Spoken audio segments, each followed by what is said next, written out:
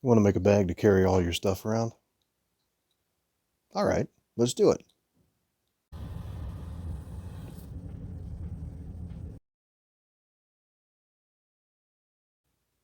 This is going to be a 12 by 12 tote based off the Corter Leather design, and it's just an old school lace up. I got a request from a customer to do one in a dark brown, and I want to put on. She wanted a laptop pocket on the inside, and I figured if I'm stitching one on the inside, I might as well add another piece and stitch a pocket on the outside. So it'll have an inside and outside pocket, and then I'm going to put some shoulder strap D-rings on there just in case she wants to add one later on. She didn't request it, but I want to make sure that that's an option for her later on. That's the pattern right there. Just two of those pieces, 14 by 16, and a two straps for the handles, one on either side. And that's the core of it. That's got it done. The rest of it's just gravy.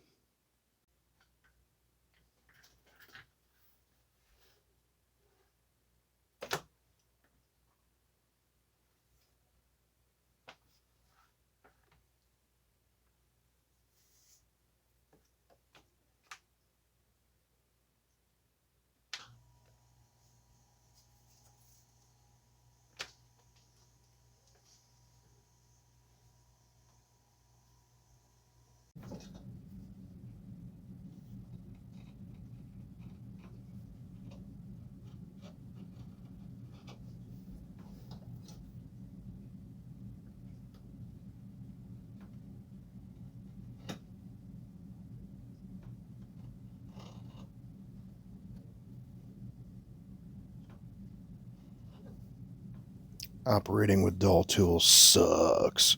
I've already stropped this razor blade twice now and kept it operational. Just flip it over, use the other side, and we'll keep trucking. Make some cleaner cuts.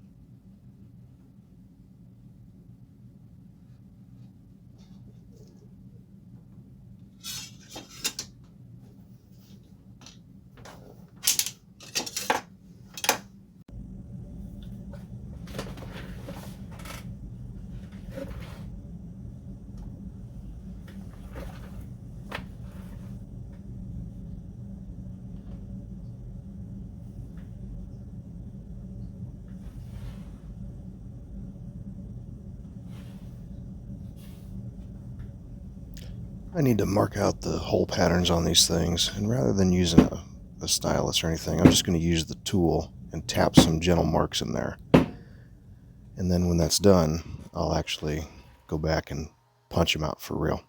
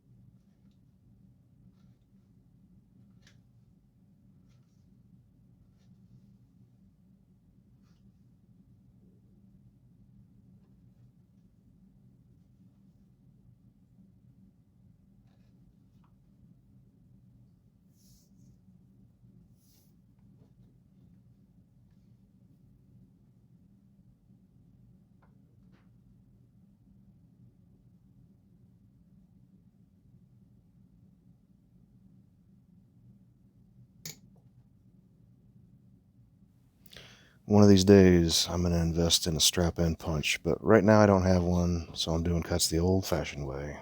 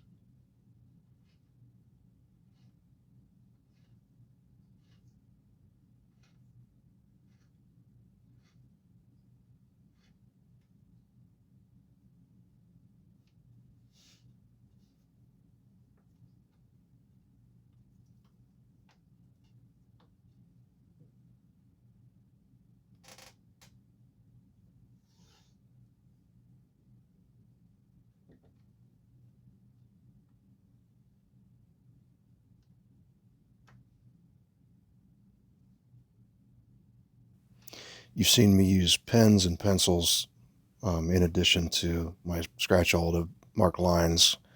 And I don't get too concerned about that because even though it may leave a black mark after my cut, when I bevel the edges, it trims off any marks that I left on there. So it keeps it clean looking.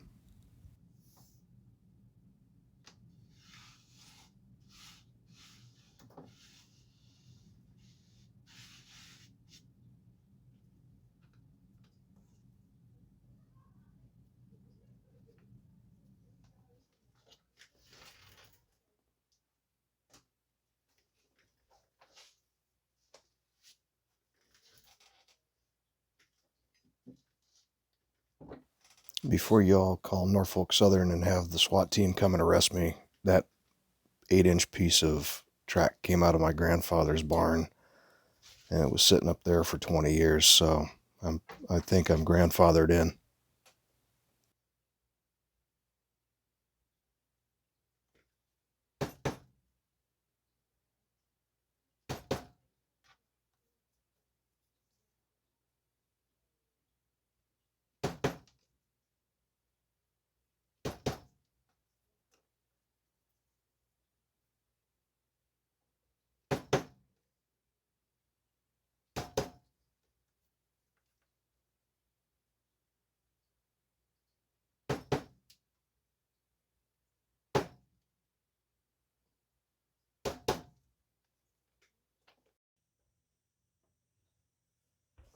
So yeah, I'm a sucker. I decided to build a strap for the darn thing after all. It's for my post lady, and she took a nice picture of my dog sitting out in the front yard, so I figure I owed her one. I charge a base price for the bag, just in natural veg tan, and then if they want to add a color, I upcharge $10. If they want to add a strap, I upcharge $10. If they want to do a pocket, I upcharge $10. So I figured I'd throw in this gimme and keep her happy.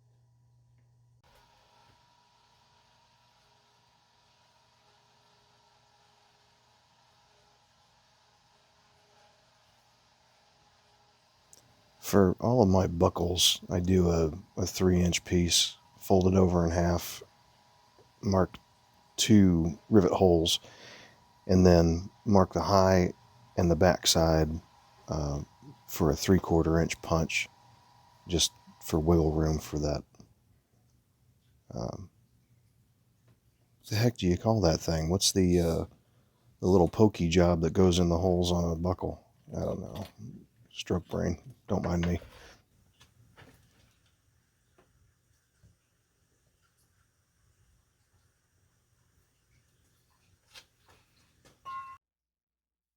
You can all make fun of me if you want, but this is my experience. I've tried dip dyeing sponges, rags, every kind of way you can imagine to put dye on leather and to get the best even coat I could. Airbrushing's the right answer, but it's not big enough, so I got a bigger airbrush. Thank you to the Harbor Freight self-compressed paint sprayer that did my front porch and doubles as my dye sprayer. The secret is fine mist. Start off the edges and work your way all the way across the piece. And because I love inundating you guys with sound, the other mechanical device I have running in the basement is the Dremel tool with the burnishing attachment on it.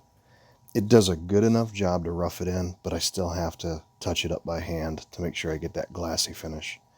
It does save me a lot of arm muscle though.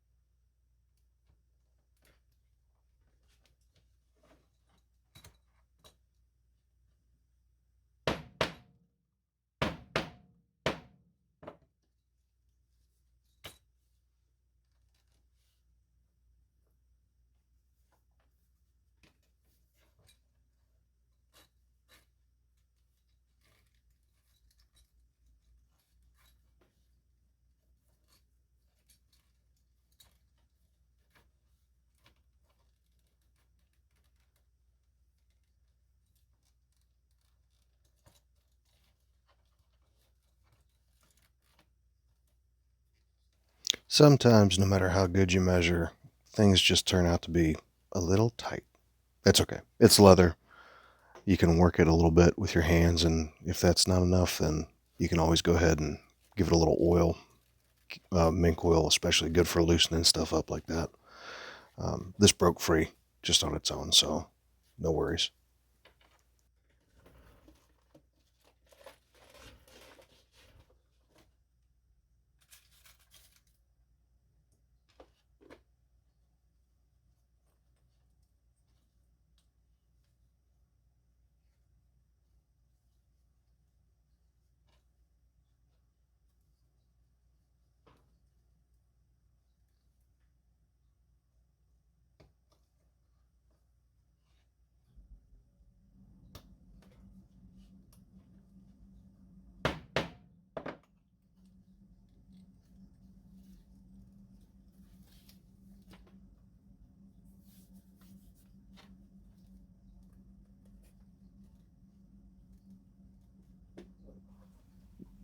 I'm going through 3 layers of 5 ounce, so I'm using the medium 8 millimeter rivets. If I were going to go through anything larger than that, this is about their limit, so I'd step it up to the larger rivets for 4 layers and above.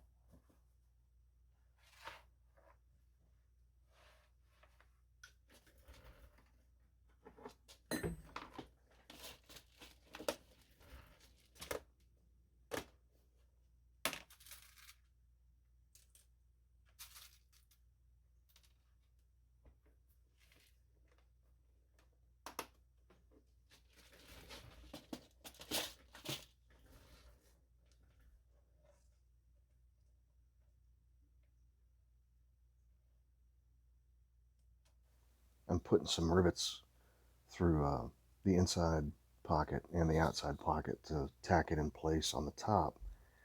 And that gives me a fairly good guide of where I'm going to draw my stitch line and make sure that they hit on the back side.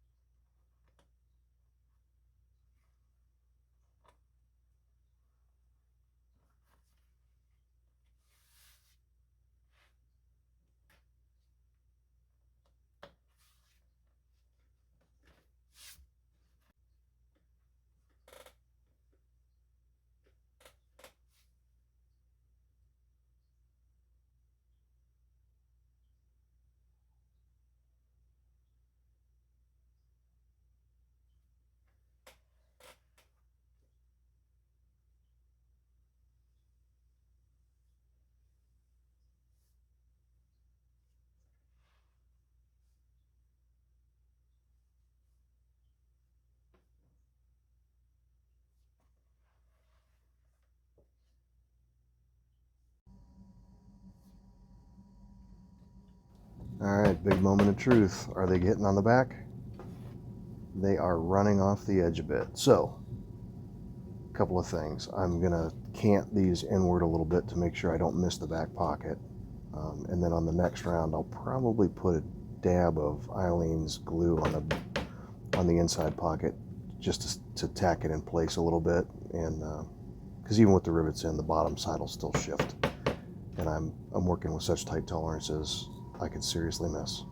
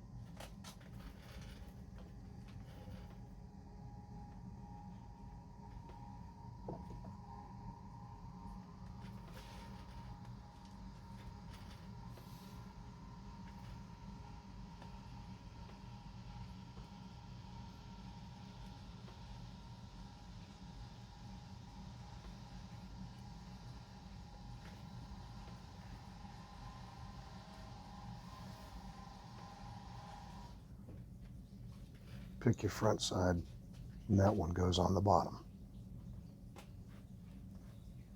You're going to start at the third hole in, skip those two triangular holes at the edge. They're going to bend up on the outsides, so we'll save those for last.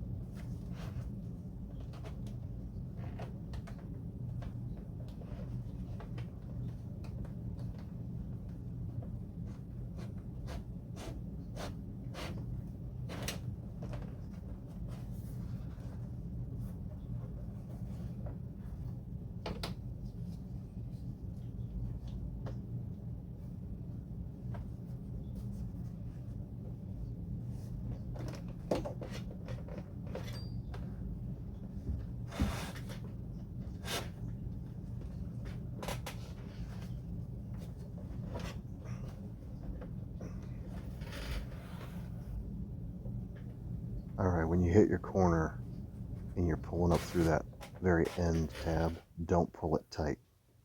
You're going to want to save yourself a little bit of room so you have a nice handhold of leather thong that you can grab hold of and torque that thing into place. You want that corner as tight as humanly possible. Told you, you big dummy.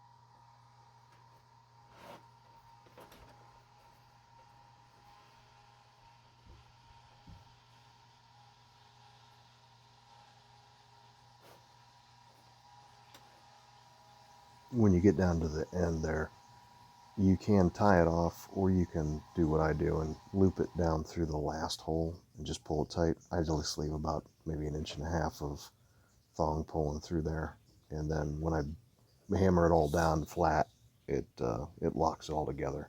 That thing will never come out of there.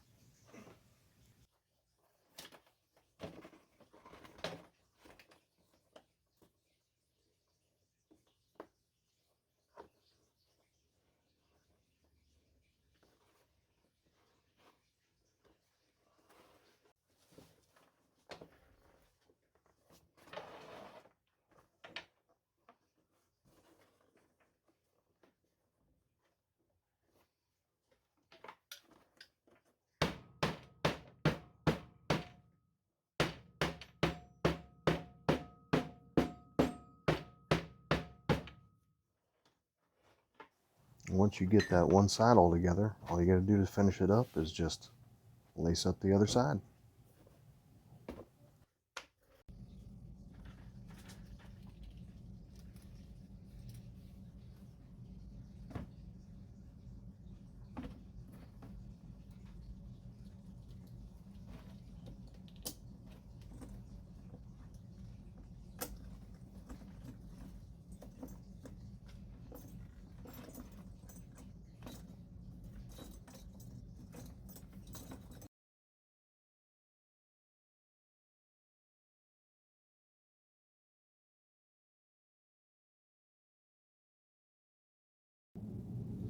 All right, the one thing that I didn't tell you, and I absolutely should have, was that after I finished dyeing it, I rubbed it with neat's foot oil to make it a little more pliable, make sure nothing cracked. It's just a lot easier to work with, and I want that natural protection. It's skin, you gotta hydrate it. So anyway, listen, thanks for sticking with me. I know it was a long one, but apparently y'all like those. So let me know in the comments if you want me to do more longer or short ones. I'm willing to accommodate you. Thanks, everybody.